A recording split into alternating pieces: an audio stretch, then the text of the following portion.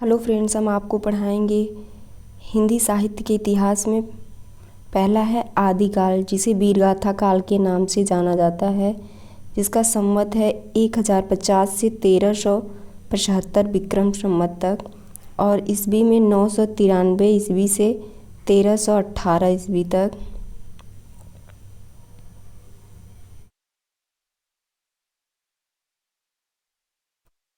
आइए देखते हैं आचार्य रामचंद्र शुक्ल का आदिकाल के संदर्भ में प्रमुख कथन क्या है।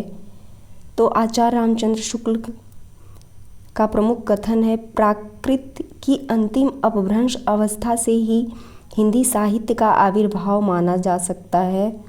इन्होंने कहा कि प्राकृत की अंतिम अपभ्रंश अवस्था से ही हिंदी साहित्य का आविर्भाव माना जा सकता है। हिंदी साहित्य का आदिकाल 1050 से लेकर 1375 ईस्वी तक, अर्थात महाराज भोज के समय से लेकर हम्मीर देव के समय के कुछ पीछे तक माना जा सकता है। तीसरा पॉइंट है, राजाश्रित कवि और चारण जिस प्रकार नीति श्रृंगार आदि के फुटकल दोहे राजसभाओं में सुनाया करते थे, उसी प्रकार अपने आश्रय दाता राजाओं की पराक्रम पूर्ण चरित्रों या गाथाओं का वर्णन भी किया करते थे। वहीं प्रबंध परंपरा रासों के नाम से पाई जाती हैं। इसे लक्ष्य करके इस काल को हमने वीरगाथा काल कहा है।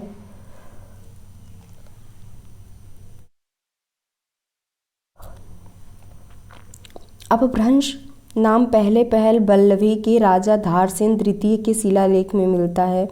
ये इम्पोर्टेंट है, पूछ लेगा वह अपभ्रंश का नाम सबसे पहले कहाँ मिलता है, कौन से शिलालेख में, जिसमें उनमें अपने पिता गुहसेन विक्रम संवत 650 के पहले संस्कृत, प्राकृत और अपभ्रंश तीनों का कवि कहा जाता है। सिद्धों के उद्धृत रचनाओं की भाषा देश भाषा मिश्रित अपभ्रंश या पुरानी हिंदी की काव्य भाषा है। पुरानी हिंदी की व्यापक काव्य भाषा का ढांचा सौर श्रेणी प्रसूत अपभ्रंश अर्थात ब्रज और खड़ी बोली पश्चिमी हिंदी का था। डॉक्टर राम कुमार वर्मा ने अपभ्रंश भाषा के प्रथम कवि स्वयंभू को हिंदी का प्रथम कवि माना है। ये भी इम्पोर्टेंट है, ये भी पूछ लेता है कि किसने स्वयंभू को प्रथम कवि माना है। तो डॉक्टर राम कुमार वर्मा ने अपभ्रंश के प्रथम कवि स्वयंभू को माना है। स्वयंभू ने अपनी भाषा को देसी भाषा कहा है। ये भी इम्पोर्टेंट है कि स्वयंभू ने अपनी भाषा को देसी भाषा कहा है। स्वयंभू को अपभ्रंश का वाल्मीकि कहा जाता है। ये भी इम्पोर्टेंट है, ये भी एग्जाम में पूछता है कि वाल्मीकि तथा व्यास किसे कहा जाता है। तो स्वयंभू को। प्रारंभिक हिंदी का नामकरण करने वाले विद्वान, आइए देखते हैं। नामकरण करने वाले विद्वान तो चंद्रधर शर्मा गुलेरी हैं,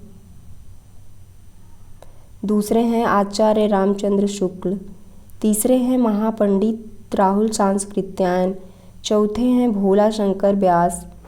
चंद्रधर शर्मा गुलेरी ने सबसे पहले घोषित किया कि उत्तर अपभ्रंश ही पुरानी हिंदी है तथा राजा मुंज को पुरानी हिंदी का प्रथम कवि मानते हुए 10वीं शताब्दी के अंतिम चरण से हिंदी साहित्य का आरंभ माना। आचार्य रामचंद्र शुक्ल ने अपभ्रंश को प्राकृताभास हिंदी, प्राकृत रूढ़ियों में बद्ध हिंदी कहा तथा 993 ईस्वी से हिंदी का आरंभ माना। भोला शंकर व्यास ने हिंदी के आरंभिक रूप को अवहट्ट नाम दिया। ये भी इम्पोर्टेंट है, ये पूछ लेता है कि किसने अवहट्ट नाम दिया। तो भोला शंकर व्यास ने नाम दिया था।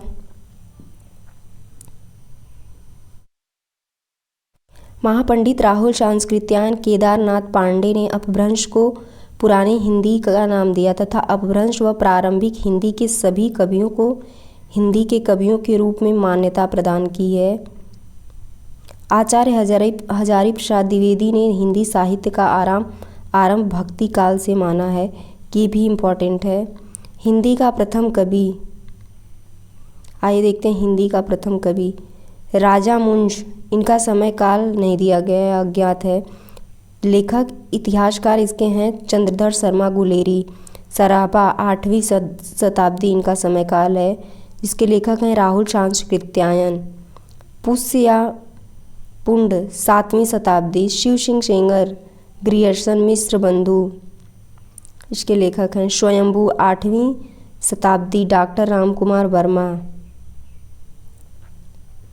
शालिभद्र सूरी 1184 ईस्वी, गणपति चंद्रगुप्त, अब्दुल रहमान, इनका समय है 13वीं शताब्दी, आचार्य हजारी प्रसाद द्विवेदी।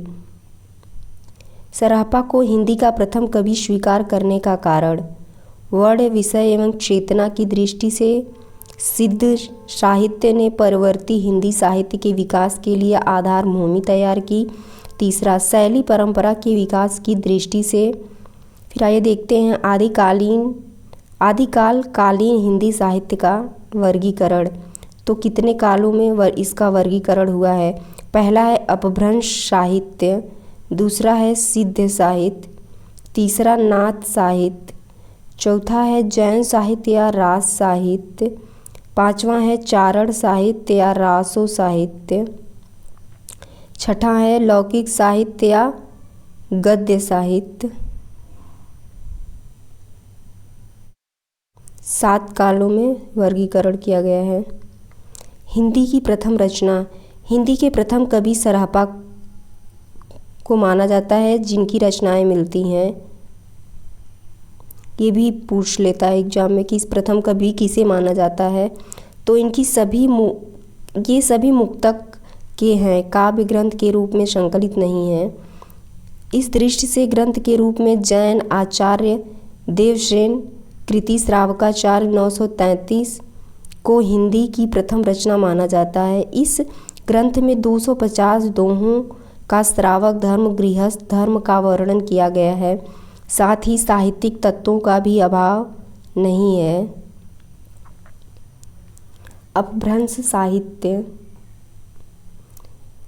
अपभ्रंश साहित्य के प्रमुख कवि तो सबसे पहले आते हैं स्वयंभू, फिर पुष्पदंत, तीसरे पे आते हैं धनपाल, चौथे पे जोयेंदु, पांचवें पे अब्दुल रहमान, छठे पे जीनदत्त सूरी, सातवें पे राम सिंह। स्वयंभू की रचनाएं देखते हैं। स्वयंभू की रचनाएं हैं पईम चरीव, रिट्ठो, रिठड़े मी चरीव, पंचमी चरीव, स्वयंभू छंदस, ये स्वयंभू की रचनाएं हैं। स्वयंभू को जैन काव्य परंपरा का प्रथम कवि माना जाता है। तो स्वयंभू को जैन परंपरा का कवि माना जाता है। इनका जन्म 783 ईस्वी में कर्नाटक में हुआ था। ये अपभ्रंश साहित्य के वाल्मीकि माने जाते हैं, जबकि भोला शंकर व्यास इन्हें अपभ्रंश साहित्य का कालिदास मानते हैं। स्वयंभू को पौम चरीव 5 कांड में विभक्त है और अपूर्ण प्रबंध काव्य है, जिसको इनके पुत्र त्रिभुवन ने पूरा किया था। इसके प्रथम कांड का शीर्षक विद्याधर है। साहित्य की दृष्टि से पौम चरीव श्रेष्ठ काव्य है, जिसमें राम का विस्तृत वर्णन जैन परंपरा के आवरण में हुआ। इसकी रचना कड़वक बद्ध दोहा चौपाई शैली में हुई है। इस ग्रंथ को रचना उन्होंने धनंजय के आश्रम में की। रिठड़े मी चरीव में कृष्ण गाथा का वर्णन है। आइए देखते हैं टिप्पणी। स्वयंभू के पिता का नाम मारुति देव तथा माता का नाम पद्मिनी था। पयूम चरीव में 90 संधियां और 5 कांड हैं। स्वयंभू ने 83 संधियों की रचना की है। शेष की रचना इनके पुत्र त्रिभुवन ने की। स्वयंभू ने चतुर्मुख को पद्धड़ियाँ बंध का प्रवर्तक तथा सर्वश्रेष्ठ कवि कहा है। पुष्पदंत की रचनाएं। पुष्पदंत की पहली रचना है महापुराण, दूसरी है कुमार चरीव, तीसरी है जस हर चरीव। पुष्पदंत का आविर्भाव 10वीं शताब्दी में माना गया है। ये एग्जाम में पूछा है कि पुष्पदंत का आविर्भाव। इनका उपनाम अभिमान मेरु था। उपनाम अभिमान मेरु था। पुष्पदंत पहले शैव थे, बाद में अपने आश्रयदाता के अनुरोध पर जैन हो गए। पुष्पदंत अपभ्रंश साहित्य के व्यास माने जाते हैं। डॉक्टर भोला शंकर व्यास इन्हें अपभ्रंश साहित्य का माघ भारवी बाण और भवभूति मानते हैं। महापुराण 63 महापुरुष गुणालंकार प्रबंध काव्य में 63 जैन तीर्थंकरों के चरित्रों का आख्यान 20,000 पदों में किया गया है। इसे जैन पुराण की भी संज्ञा दी जाती है। पुष्पदंत को हिंदी का भवभूति कहा जाता है, ये भी इम्पॉर्टेंट है। पुष्पदंत ने स्वयं को अभियान मेरु, काव्य रत्नाकर, कवि कुल तिलक आदि उपाधियों से विभूषित किया है।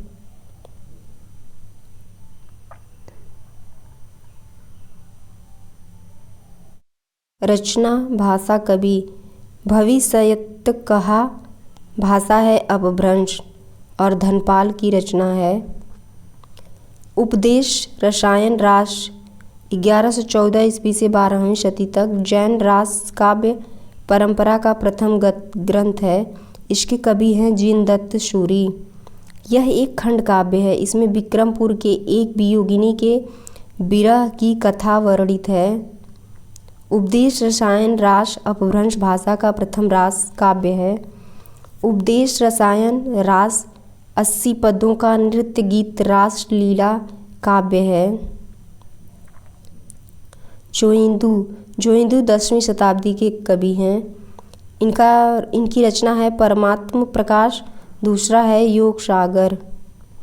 परमात्म प्रकाश और योग सागर नामक रचनाओं से अपभ्रंश साहित्य में दोहा काव्य परंपरा आरंभ होती है। अब्दुल रहमान की रचना संदेश रासक है। संदेश रासक प्रथम धर्मेतर रास ग्रंथ है। देसी भाषा में लिखित किसी मुसलमान कवि का प्रथम काव्य ग्रंथ संदेश रासक है। यह संदेश काव्य परंपरा का 3 प्रकरणों में विभक्त है। 223 छंदों का सुंदर खंड काव्य है। राम सिंह की पाहुड़ दोहा में इंद्रिय सुख और सांसारिक सुखों की निंदा की गई है तथा त्याग, आत्मज्ञान और आत्मानुभूति को महत्व दिया गया है। जॉर्ज अब्राहम ग्रियर्सन ने आदिकाल अंतर्गत 9 कवियों को शामिल किया जो इस प्रकार है। पहला है पुष्प कवि, दूसरा कुमार सिंह, तीसरा केदार, चौथा है कुमारपाल, पांचवा है अनन्यदास, छठा है चंद्र जगनीक, सातवां है सारंगधर एवं भोजराज। मिश्र बंधुओं ने बंधु विनोद के प्रथम संस्करण में प्रारंभिक काल 700 से 1444 विक्रमी के अंतर्गत 19 कवियों को स्थान दिया। ये 19 कवि इस प्रकार हैं। पुष्य या पुंड, इनकी रचना अज्ञात है। समय है इनका 770 विक्रमी। अज्ञात कवि, इनकी रचना है खुमान रासो, इनका समय है 890 विक्रमी। नंद कवि, इनकी रचना है अज्ञात, इनका समय है 1137 विक्रमी। मसऊद, इनकी रचना है अज्ञात, इनका समय काल है 1180 विक्रमी। कुतुब अली, इनकी रचना अज्ञात है, 1180 विक्रमी। शाहिदान चारण, इनकी रचना है शंभुतसार, समय है 1191 विक्रमी। अकरम फैज, इनकी रचना है वर्तमाल, समय है 1205 से 58 ईस्वी विक्रमी। चंद्रवरदाई, इनकी रचना है पृथ्वीराज रासो, समय काल है 1225 से 1249 विक्रमी। जगनीक की रचना है आलखंड, जिसे परमाल रासो के नाम से जाना जाता है, इनका भी समय अज्ञात है। केदार कवि, इनका समय रचना भी अज्ञात है और समय भी। बारदर्श वेड़ी, इनकी रचना अज्ञात है, समय है 1125 विक्रमी। जल्हन, इनकी रचना और समय दोनों अज्ञात है।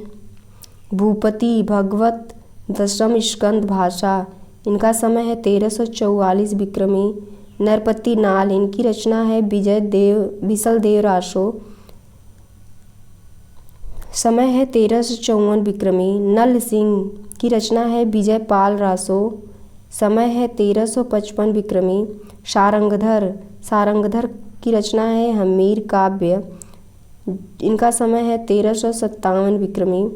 अमीर खुसरो, मुल्ला दाऊद, नूर चंदा की प्रेम कहानी, समय है 1385 विक्रमी।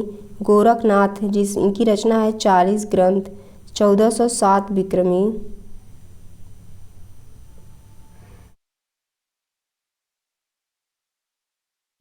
सारंगधर पद्धति के नाम से सारंगधर ने एक सुभाषित ग्रंथ बनाया। आचार्य रामचंद्र शुक्ल ने अपने हिंदी साहित्य का इतिहास 1929 ईस्वी में आदिकालीन रचनाओं को 2 वर्गों में विभक्त किया, अपभ्रंश काव्य और देश भाषा काव्य। आचार्य शुक्ल ने कुल 12 रचनाओं को अपने साहित्य में स्थान दिया। अपभ्रंश की रचनाएं, देश भाषा काव्य की रचनाएं। अपभ्रंश की रचनाएं हैं विजयपाल रासो, हमीर रासो, कीर्तिलता, कीर्ति पताका। देश भाषा काव्य की रचनाएं खुमान रासो, बिशलदेव रासो, पृथ्वीराज रासो, जयचंद्र प्रकाश, जय मयंक जस चंद्रिका, परमाल रासो जिसे आलाखंड मूल रूप के नाम से जानते हैं, खुसरो की पहेलियाँ, विद्यापति की पदावली। सोमप्रभु सूरी गुजरात एक प्रसिद्ध जैन साधु थे। इनका आविर्भाव 1252 विक्रमी संवत में हुआ। कुमारपाल प्रतिबोध 1241 विक्रम संवत। सोमप्रभु सूरी ने गद्य पद्य मिश्रित संस्कृत प्राकृत काव्य लिखा।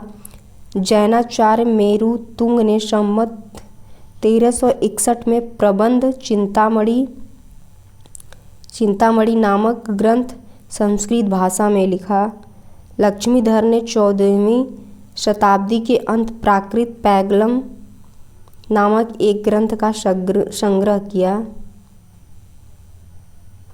आदिकालीन अपभ्रंश से प्रभावित रचनाएं, तो पहला है श्रावकाचार्य, दूसरा है भारतेश्वर बाहुबली रास, तीसरा है हमीर रासो, चौथा है राउर बेली जो गद्य पद्य दोनों में है, उक्ति व्यक्ति प्रकरण जो गद्य में है, वर्ण रत्नाकर जो गद्य में है।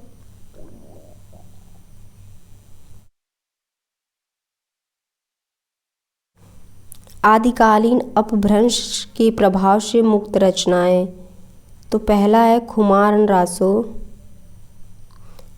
रासो, दूसरा बिशलदेव रासो, तीसरा परमाल रासो, चौथा पृथ्वीराज रासो, पांचवा जय चंद्र प्रकाश रासो, छठा जय मयंक जस चंद्रिका, सतवां चंदन बाला रास, आठवां स्थूल भद्र रास, नवां रेवंत गिरिदास, 10वां बसंत विलास, 11वां खुसरो की पहेलियाँ। आइए देखते हैं सिद्ध साहित्य। सिद्ध साहित्य का विकास। बौद्ध धर्म में 2 शाखा थी, महायान और हीनयान। महायान में मंत्रयान या ब्रजयान, उसमें भी एक थी शाखा सहजयान। वज्रयान का केंद्र भी श्री पर्वत रहा है और सहज यानियों की भाषा का नाम संध्या भाषा था। मंत्रों द्वारा सिद्धि प्राप्ति करने की चेष्टा करने वाले साधक सिद्ध नाम से प्रसिद्ध हुए। सिद्ध साधकों ने बौद्ध धर्म की ब्रजयान तत्व का प्रचार करने के लिए जो साहित्य जन भाषा में लिखा वह सिद्ध साहित्य कहलाता है।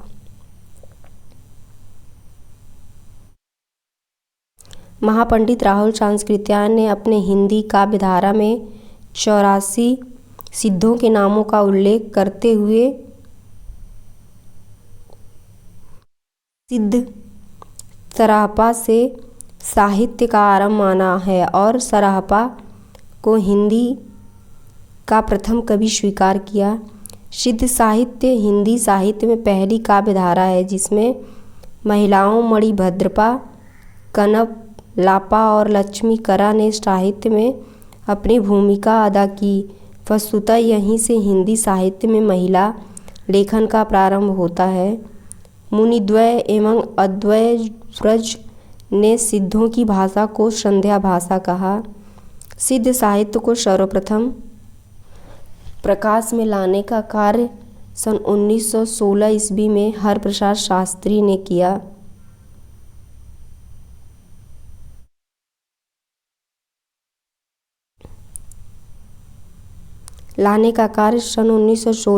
हरप्रसाद शास्त्री ने किया और बौद्ध गान ओ दोहा शीर्षक से सिद्धों की कविताएं प्रकाशित कराईं तथा इसका दूसरा प्रयास प्रबोध चंद्र बागची ने किया व इसका तीसरा प्रयास पंडित राहुल सांस्कृत्यायन ने 1945 ईस्वी में किया।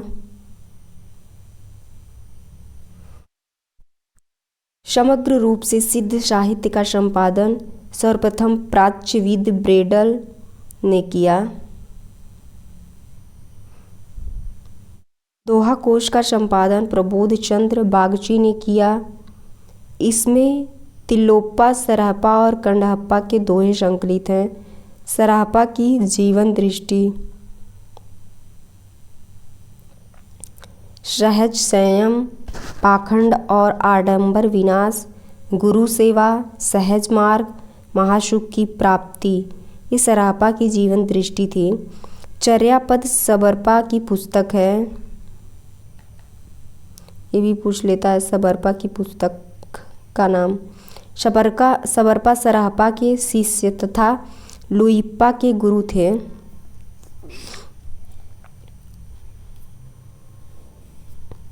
इनका जन्म क्षत्रिय कुल में सन 780 ईस्वी में हुआ। सिद्ध साहित्य में दोहा कोश की रचना परिनिष्ठित अपभ्रंश में हुई और चर्यापदों की रचना अवहट्ट भाषा में हुई। लुइप्पा का जन्म राजा धर्मपाल के शासन काल में 713 ईस्वी में एक कायस्थ परिवार में हुआ। लुइप्पा सबरपा के शिष्य थे। 84 सिद्धों में लुइप्पा का प्रथम स्थान है और सबसे ऊंचा है। लुइप्पा का स्थान साधना में सबसे ऊंचा था। डोम्बिप्पा का जन्म मगध के क्षत्रिय वंश में सन 840 के आसपास हुआ। इनके द्वारा रचित कुल 21 ग्रंथ मिलते हैं जिनमें डोम्बी गीतिका, योगचर्या, अक्षरद्वीकोपदेश आदि प्रसिद्ध ग्रंथ हैं। डोम्बिप्पा विरूप्पा के शिष्य थे। कंडहप्पा सिद्धों में सर्वश्रेष्ठ विद्वान तथा सबसे बड़े कवि थे। इनका जन्म कर्नाटक के ब्राह्मण वंश में सन 820 ईस्वी में हुआ था।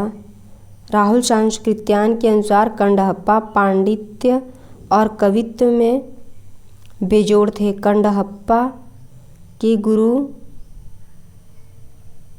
जलंधरप्पा थे। सिद्धों की प्रमुख काव्य पंक्तियाँ, जो जिड़ सासड़ भासी यऊ सो भई कई यड़ सारू, ये देवसेन की रचना है श्रावकाचार्य से। जेहि मन पवन न संचरई, रवि शशि नहीं पवेश, परम महासु एषु कड़े दूरी अशेष हरेई, ये सराहपा की है पंक्तियाँ। कावा तरऊ पंच विडाल, ये लुइप्पा की पंक्तियाँ हैं। कावा तरऊ पंच विडाल ये भी लुइप्पा की है। एकड़ किंजई मंत्र दृढ़ तत्, ये कंडहप्पा की पंक्तियाँ हैं। भला हुआ जो मारिया, ये हेमचंद की पंक्ति है। पिय संगमी क्यों निदड़ी, ये भी हेमचंद की है। देसिल बयाना सब जन मिठा ते तैसन जपो अवहट, ये विद्यापति की है। विद्यापति की पदावली से। हिंदू बोले दुरही निकार, छोटे तुरुका भभकी मार, ये विद्यापति की है कीर्तिलता से। सरल बसंत समय थल पावई, ये भी विद्यापति की ही है।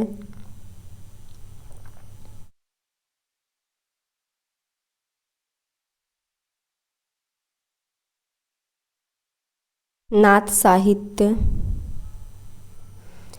नाथ साहित्य में गोरखनाथ का नाम, गोरखनाथ का नाथ पंथ बौद्धों की ब्रजयान शाखा से विकसित हुआ।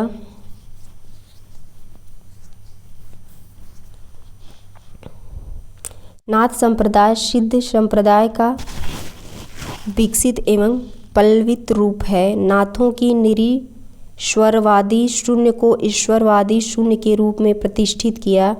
सिद्धों की संख्या 84 है, उसी प्रकार नाथों की संख्या 9 है। गोरखनाथ ने पतंजलि के उच्च लक्ष्य ईश्वर प्राप्ति को लेकर हठयोग का प्रवर्तन किया। नाथ पंथ या नाथ संप्रदाय का सिद्ध मत, सिद्ध मार्ग, योग संप्रदाय, अवधूत मत एवं अवधूत संप्रदाय नाम भी प्रसिद्ध है। ये आचार्य रामचंद्र शुक्ल, आचार्य हजारी प्रसाद द्विवेदी के द्वारा कहा गया है। हिंदी साहित्य के 6 चक्रों वाला योग मार्ग गोरखनाथ ने चलाया। शंकराचार्य के बाद इतना प्रभावशाली और इतना महिमान्वित व्यक्ति भारतवर्ष में दूसरा नहीं हुआ। भारतवर्ष के कोने कोने में उनके अनुयायी आज भी पाए जाते हैं। भक्ति आंदोलन के पूर्व सबसे शक्तिशाली धार्मिक आंदोलन गोरखनाथ का भक्ति मार्ग ही था। गोरखनाथ अपने युग के सबसे बड़े नेता थे, ये आचार्य हजारी प्रसाद द्विवेदी के अनुसार। नाथ संप्रदाय के प्रमुख ग्रंथ सिद्धि सिद्धांत पद्धति, विवेक मार्तंड, शक्ति संगम तंत्र, निरंजन पुराण, बैराट पुराण। गोरक्ष सिद्धांत संग्रह के अनुसार 9 नाथों के नाम, पहला है नागार्जुन, दूसरा है जड़ भरत, तीसरा है हरिश्चंद्र, चौथा है सत्यनाथ, पांचवा है भीमनाथ, छठा है गोरखनाथ, सातवां है चरपटनाथ, आठवां है जलंधर, नौवां है मलयार्जुन। डॉक्टर रामकुमार वर्मा द्वारा प्रस्तुत 9 नाथों की सूची। पहले में आते हैं आदिनाथ, दूसरे में मत्स्येंद्रनाथ, तीसरे में गोरखनाथ, चौथे में गाहिड़ीनाथ, पांचवें में चरपटनाथ, छठे में चौरंगीनाथ, सातवें में ज्वालेंद्रनाथ, आठवें में भरतीनाथ, नवें में गोपी चंद्रनाथ। ये डॉक्टर रामकुमार वर्मा द्वारा प्रस्तुत 9 नाथों की सूची है।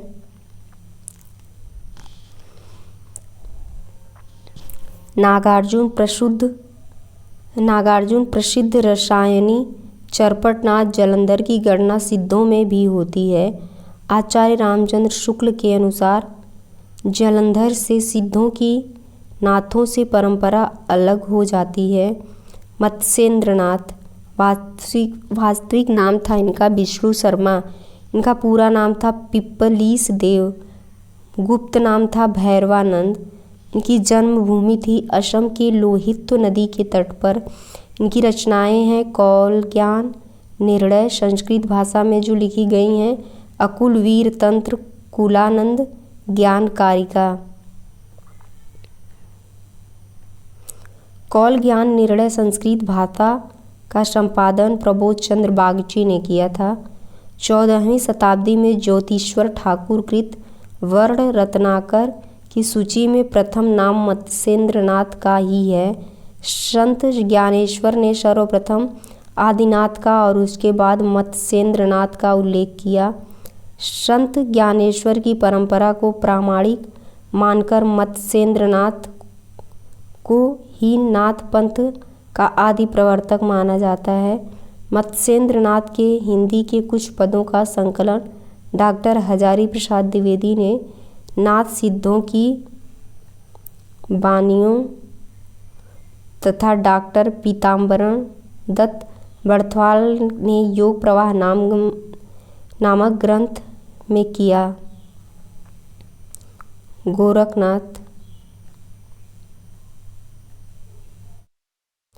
नाथ योगियों में सबसे अधिक प्रतिभाशाली गोरखनाथ थे। ये मध्य युग के प्रसिद्ध धार्मिक नेता माने जाते हैं।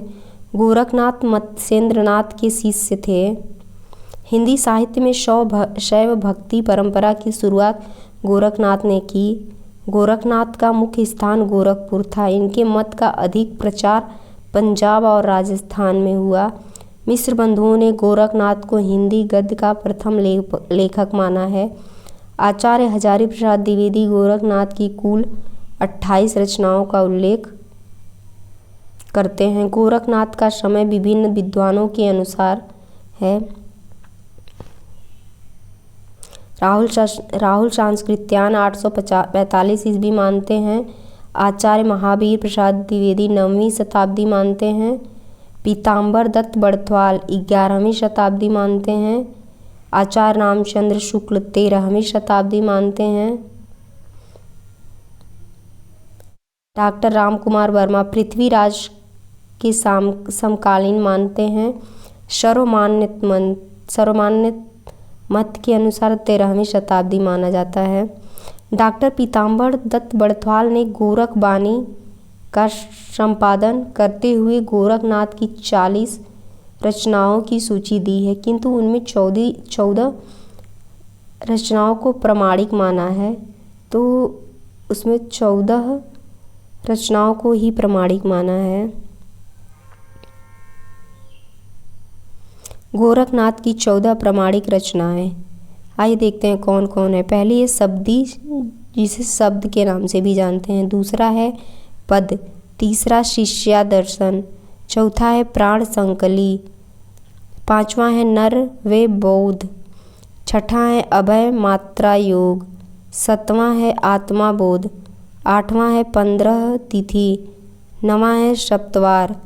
10वां है मच्छिंद्र गोरख बोध।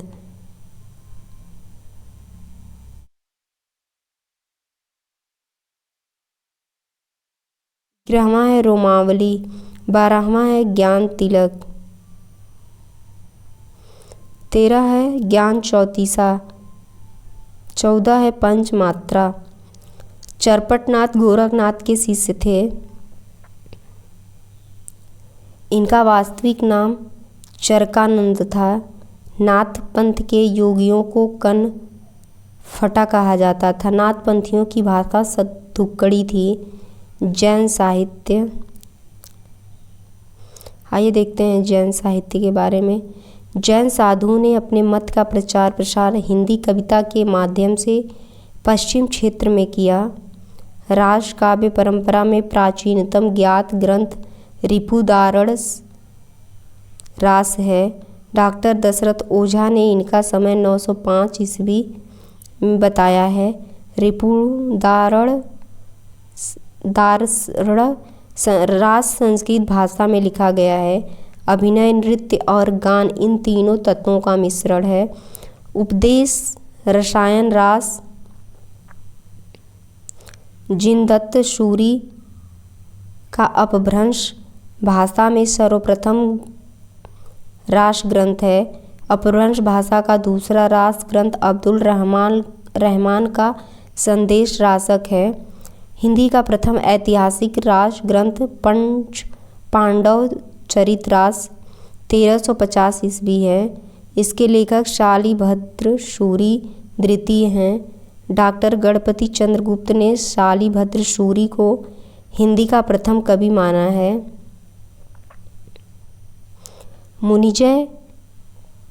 मुनिजन विजय डॉक्टर दशरथ ओझा डॉक्टर गणपति चंद्रगुप्त ने शालिभद्र सूरी रचित भारतेश्वर बाहुबली रास को हिंदी जैन परंपरा का आदि काव्य माना है।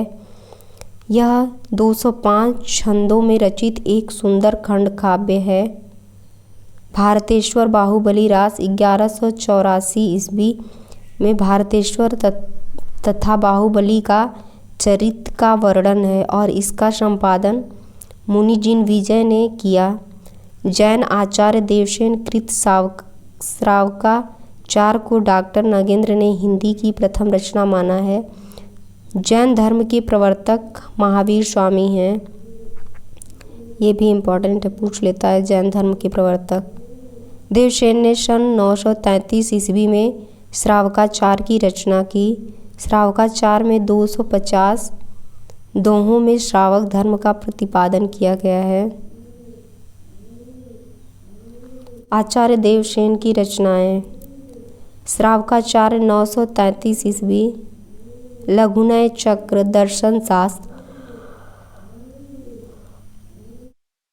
भाव संग्रह, आराधनासार, तत्वसार, शावय धम्म दोहा। आचार्य देवसेन का लघुनय चक्र, नयन चक्र बहुत प्रसिद्ध है।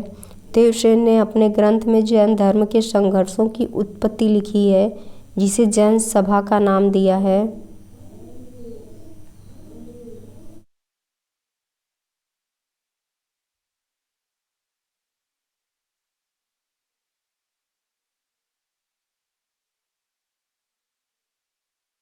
बृहद नयन चक्र का वास्तविक नाम दंड सहाय प्रयास द्रव्य स्वभाव प्रकाश है। पहले यह ग्रंथ दोहा बंद में था, किंतु बाद में किसी शुभ कर के कहने पर प्राकृत भाषा में गाथा बंद कर दिया गया। यह माइल धवल की प्राकृत भाषा की प्रसिद्ध रचना है। आसगु कवि ने 1200 ईस्वी में एक 35 छंदों का कथात्मक काव्य संग्रह लघु खंड काव्य चंदन बाला रास शीर्षक से लिखा।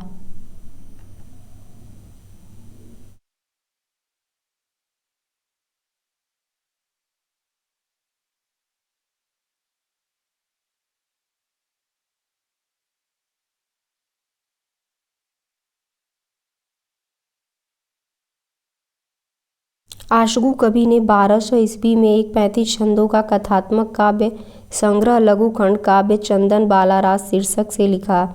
चंदन बाला रास में जैन श्राविका चंदन बाला के ब्रह्मचर्य, सतीत्व, संयम और उत्कर्ष का चित्रण है। इनकी दूसरी रचना जीवदया है, जीवदया रास है। जिन धर्म सूरी ने 1209 ईस्वी में स्थूलिभद्र की रचना की है। विजय सेन सूरी ने रेवंतगिरी रास 1231 ईस्वी के आसपास लिखा। यह जैन धर्म की ऐतिहासिक एवं पौराणिक इतिवृत्त तथा प्राकृतिक सौंदर्य की गाथा है। विजय सेन सूरी की रेवंतगिरी रास 4 कड़वक में विभक्त है। मुनि सुमिति गढ़ी ने नेमिनाथ रास की रचना 1213 ईस्वी में 58 छंदों में की है। चौपाई छंदों में 12 मासा वर्णन विनय चंद्र सूरी की नेमिनाथ चौपाई से माना जाता है। विनय चंद्र सूरी की रचनाएं नेमिनाथ चौपाई, मल्लीनाथ महाकाव्य, पार्श्वनाथ चरित, कल्प निरुक्त, ये इनकी 4 रचनाएं हैं विनय चंद्र सूरी की।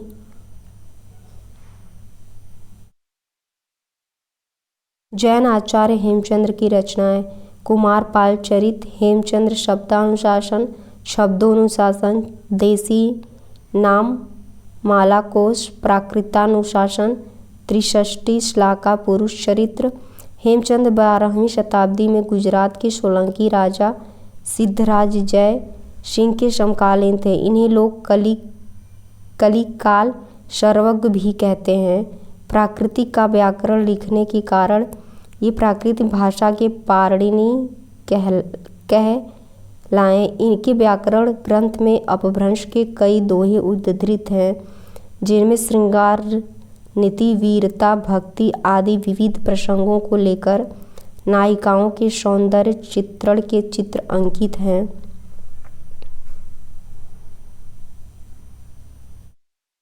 सोमप्रभु सूरी ने 13वीं शताब्दी में कुमारपाल प्रतिबोध की रचना संस्कृत प्राकृतिक भाषा में लिखा। जैन आचार्य मेरुतुंग ने 13वीं शताब्दी में प्रबंध चिंतामणि नामक काव्य ग्रंथ की रचना की। इस ग्रंथ में राजा भोज के चाचा मुंज के द्वारा कहे गए दोहे अत्यंत सरस हैं। प्रबंध चिंतामणि के कथानक के आधार पर 20वीं शताब्दी में आचार्य हजारी प्रसाद द्विवेदी ने चारुचंद्र लेख उपन्यास को लिखा। हिंदी साहित्य में प्रथम 12 मासा वर्णन विशलदेव रासो 11वें शती ग्रंथ में से माना जाता है। जैन रास परंपरा के कवियों की रचना। कवि और रचना। प्रज्ञा तिलक कच्छुल्की रास, इनकी रचना है 1306 ईस्वी। देल्हड़ कवि की रचना है ज्ञ सुकुमार रास 14वीं शताब्दी। सारमूर्ति कवि की रचना है जीन पद्मसूरी पट्टाभिषेक रास जो 1333 ईस्वी है।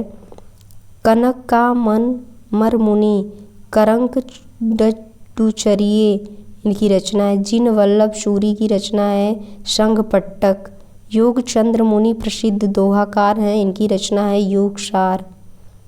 जिन दत्त सूरी की रचना है चाचरी कालस्वरूप कुलक रसायन।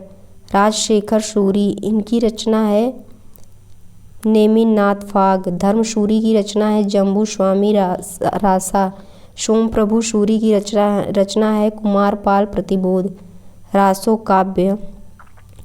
आदिकालीन साहित्य में वीर भावना से प्रेरित रचे गए रासो काव्य ग्रंथों का महत्वपूर्ण स्थान है।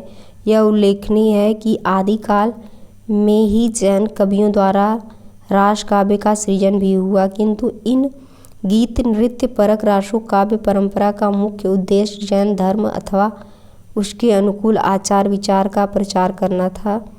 अतः यहाँ पर उन्हीं रासो ग्रंथों का उल्लेख करेंगे जो वीर रस प्रधान है और जिनकी रचना चारण भाट कवियों ने की थी।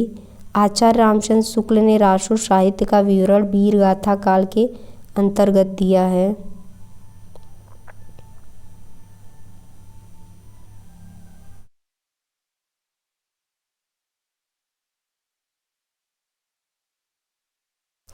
रासो शब्द की व्युत्पत्ति विभिन्न विद्वानों द्वारा।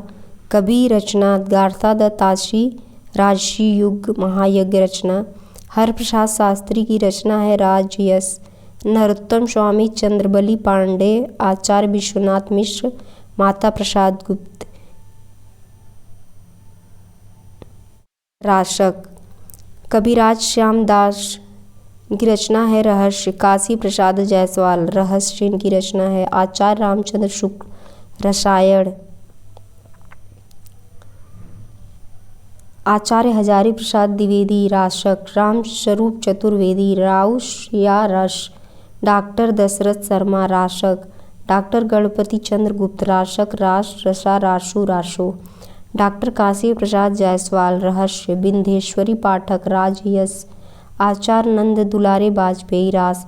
आचार्य रामचंद्र शुक्ल द्वारा वीरगाथा काल के नामकरण के आधार ग्रंथ। विद्वान प्रस्तोता मूल शब्द। सारंगधर मूल शब्द हमीर रासो। नल सिंह विजयपाल रासो। विद्यापति कीर्तिलता कीर्ति पताका। दलपति विजय खुमान रासो। नरपति नाल विशलदेव रासो।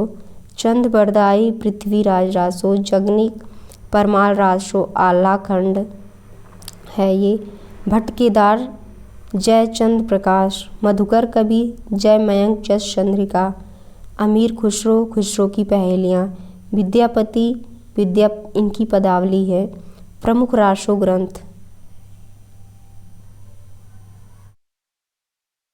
कवि रचना और समय। शालिभद्र सूरी, इनकी रचना है भारतेश्वर बाहुबली रास। बुद्धिरास पंच पांडव चरित रास जो 1353 ईस्वी है। समय है 1184 ईस्वी। आशगु कवि चंदन बाला रास है 1200 ईस्वी। जीवदया रास 1200 ईस्वी। जिन धर्म सूरी स्थूलभद्र रास 1200 ईस्वी। विजय सेन सूरी रेवंत गिरी रास 1231 ईस्वी। सुमतिगढ़ नेमिन नाथ रास 1238 ईस्वी। देल्हड़ कवि ज्ञ सुकुमार रास 14वीं शती। सारमूर्ति कवि जिनपद सूरी पट्टाभिषेक रास 1333 ईस्वी। पज्ञग तिलक कच्छुली रास 1306 ईस्वी। उदयंत कवि गौतम स्वामी रास 1355 ईस्वी। दलपति विजय कृत कुमार रासो 9वीं शताब्दी की 5000 छंदों में रचित राजस्थानी भाषा में वीर रस प्रधान एक प्रबंध काव्य रचना है।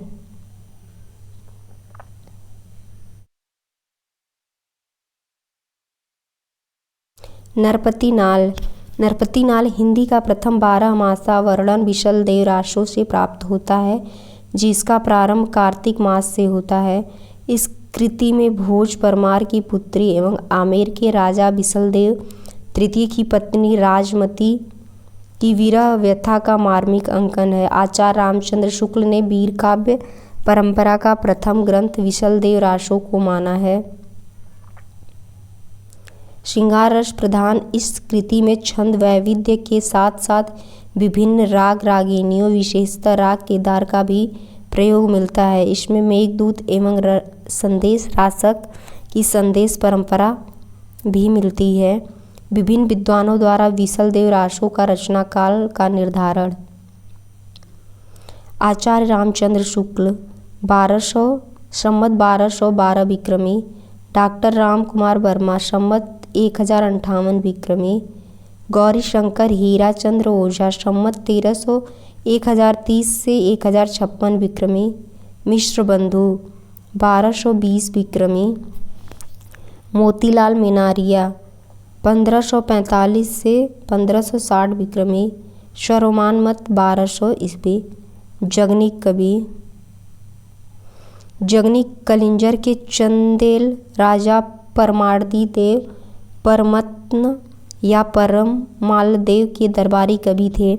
कालिंजर के राजा की सेना में बनाफर शाखा के 2 क्षत्रिय वीर आला और उदल रहते थे, जो पृथ्वीराज चौहान तथा कालिंजर राजा के मध्य युद्ध में वीरगति को प्राप्त हुए।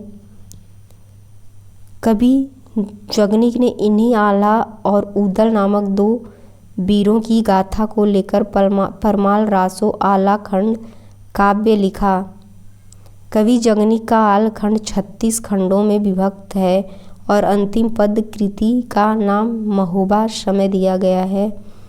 सन 1965 में फर्रुखाबाद के कलेक्टर चार्ल्स इलियट ने लोक प्रचलित आल्हा उदल संबंधी यह संग्रह आल्हा खंड शीर्षक से प्रकाशित कराया।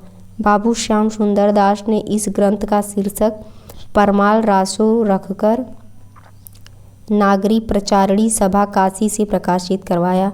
आचार्य रामचंद्र शुक्ल ने वीरगाथा काल में जिन 7 प्रबंध काव्यों की चर्चा की है, उनमें सर्वाधिक लोकप्रिय प्रबंध काव्य परमाल रासो ही है। परमाल रासो का समय 13वीं सदी का आरंभ माना जाता है। परमाल रासो वर्षा ऋतु में उत्तर प्रदेश के बैसवाड़ा, पूर्वांचल और बुंदेलखंड क्षेत्र में गाया जाता है। अनेक परिवर्तन के बावजूद यह ग्रंथ रसिकों की आहृत करने में सक्षम है। अतिशयोक्तिपूर्ण वर्णन के साथ साथ कथा का प्रवाह अत्यंत सुंदर और मनोहारी है। आला छंद को गाने वाले को अल्हैत कहा जाता है। बिहार और उत्तर प्रदेश के कुछ इलाकों में लठौर कहा जाता है। डॉक्टर ग्रियर्सन ने लिखा है कि आल्हा उदल भारतीय वीरता के उस आदर्श को प्रस्तुत करते हैं जिसे धीर वीर कहा जाता है।